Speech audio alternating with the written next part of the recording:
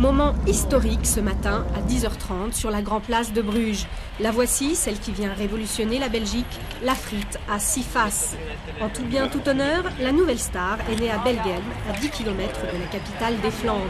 Unique en son genre, elle ne possède que des qualités. La frite à 6 faces est plus économique, on perd moins de pommes de terre, et plus légère, 7% de graisse en moins. Tout cela grâce à sa forme, elle est hexagonale. Pour souligner ce petit côté français, les organisateurs de la conférence de presse présentaient la nouvelle star blonde accompagnée de Bordeaux. Vraiment, la frite 89 est révolutionnaire. J'ai cherché la forme avec le plus de masse dans le moins de peau, disons.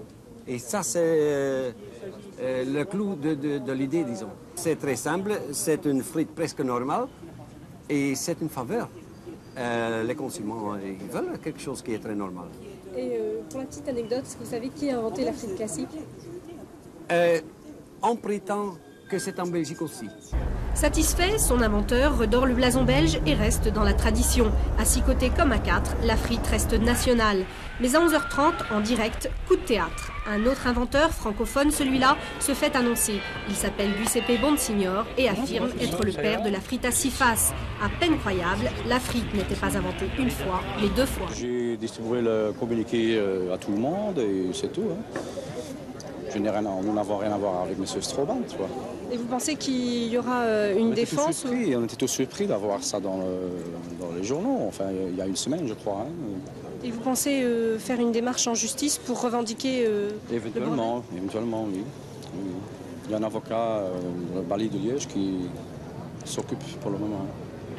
D'une frite à l'autre, la Belgique passait du succès au scandale. La querelle entre Wallons et Flamands, l'autre spécialité nationale, venait jeter de l'huile sur le feu.